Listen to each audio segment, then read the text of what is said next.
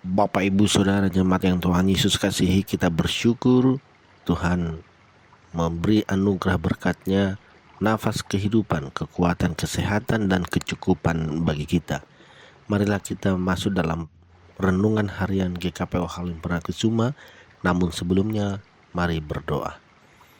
Bapa di surga, kami bersyukur untuk kesempatan yang Kau berikan untuk kami mendengar dan merenungkan firman-Mu. Kami memohon bantu kami dengan kuasa Roh Kudus agar kami mengerti dan mampu melakukannya dalam hidup beriman kami di hadapan Tuhan. Berfirmanlah, kami telah siap mendengarnya. Amin. Yehezkiel 3 ayat 18 dan 20. Kalau aku berfirman kepada orang jahat, engkau pasti dihukum mati, dan engkau tidak memperingatkan dia, atau tidak berkata apa-apa untuk memperingatkan orang jahat itu dari hidupnya yang jahat, supaya tetap hidup, orang jahat itu akan mati dalam kesalahannya, tetapi aku akan menuntut pertanggungan jawab atas nyawanya daripadamu. Jikalau seorang yang benar berbalik dan dari kebenarannya, dan ia berbuat curang, dan aku meletakkan batu sandungan di hadapannya, ia akan mati.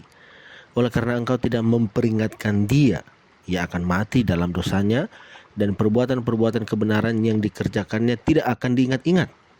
Tetapi aku akan menuntut pertanggungan jawab atas nyawanya daripadamu. Demikian pembacaan sabda Tuhan. Kita merenungkannya dengan tema memperingatkan orang jahat dan orang benar. Bapak, Ibu, Saudara jemaat yang Tuhan Yesus kasihi, kita bersyukur masih diberi nafas kehidupan oleh Tuhan Yesus, diberi kesehatan, kekuatan, dan kecukupan. Karena itu, baiklah kita sambut kasih setianya dengan hati yang penuh sukacita dan memuliakan namanya yang kudus di setiap waktu dan di setiap aktivitas kita. Menarik kebenaran firman Tuhan yang menyapa kita pada saat ini mengingatkan kita untuk memperingatkan orang jahat yang hidup dalam dosa dan orang benar yang tidak setia. Orang benar yang mulai berbuat curang, tidak konsisten pada kebenaran. Dalam bacaan kita, Nabi Yehezkiel diangkat oleh Allah untuk menjadi penjaga kaum Israel. Tetapi sang nabi sangat sedih karena musibah yang akan datang yang harus diumumkannya atas perintah Allah. Walaupun sangat gelisah, Nabi Yehezkiel tetap setia kepada panggilannya. Ini menjadi perenungan bagi kita bahwa salah satu tanda yang memastikan bahwa kita ada dalam hubungan baik dengan Allah ialah ketika kita mulai mengasihi kebenaran dan membenci kefasikan, sebagaimana Allah sangat membenci kefasikan. Nabi Yehezkiel ditugaskan menjadi penjaga kaum Israel dengan memperingatkan saudara sebangsanya bahwa pertama, mereka yang terus hidup di dalam dosa dan menolak Allah akan dihukum dengan kematian. Bahwa apabila Nabi Yehezkiel lalai memperingatkan orang fasik atau orang jahat, ia akan diminta pertanggungan jawaban atas kematian mereka.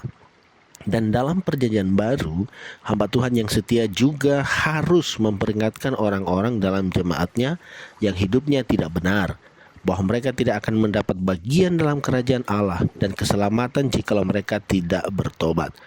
Kedua, Nabi Yehezkiel juga diperintah Allah untuk memperingatkan mereka yang mengajarkan bahwa orang percaya atau orang benar diperbolehkan hidup tunasusila dan tidak benar, tanpa membahayakan keselamatan abadi. Mereka yang mengajarkan demikian akan langsung berhadapan dengan hukuman Allah yang keras. Bapak, Ibu, Saudara jemaat yang Tuhan Yesus kasihi, kita harus senantiasa ingat bahwa Allah telah memberikan kita amanat untuk pergi ke seluruh dunia dan memberitakan Injil yang mencakup peringatan akan kematian kekal bagi semua orang yang tidak mau bertobat dan percaya kepada Kristus. Dengan demikian, Allah telah menjadikan kita sebagai penjaga umat-Nya yang hidup di zaman ini. Bahwa penjaga yang melihat datangnya kebinasaan dan tidak memperingati bangsa itu akan dimintai pertanggungjawaban atas darah mereka. Demikian pula di dalam kerajaan Allah, seorang nabi atau pengkhotbah yang tidak memperingatkan jemaat yang suam tentang hukuman yang menantinya akan diminta pertanggungjawaban atas darah mereka. Sesungguhnya semua orang percaya bertanggung jawab untuk bersaksi kepada orang terhilang dan membantu menggenapi tugas misioner yang diberikan kepada gereja oleh Yesus. Kita harus memberi pertanggungjawaban kepada Allah apabila kita menolak untuk menjadi amanat agung Tuhan Yesus. Karena itu, dengan penuh keberanian marilah kita saling memperingatkan satu sama lain. Jangan takut untuk melakukannya.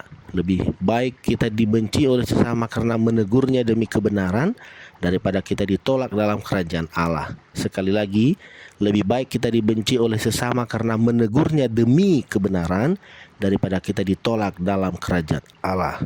Berani dan percayalah, Roh Kudus akan memampukan kita untuk menyatakan kebenarannya. Demikian renungan firman Tuhan bagi kita. Tuhan Yesus memberkati. Kita berdoa. Bapa di sorga, terima kasih untuk firman-Mu. Biarlah kami diberi kekuatan oleh Tuhan untuk memperdomaninya. Berkati semua yang dikerjakan tangan kami di hari ini.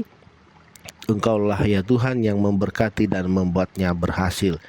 Kami yang saat ini sedang mengalami kelemahan tubuh sakit, kami memohon Tuhan sembuhkan dan memulihkan kesehatan kami.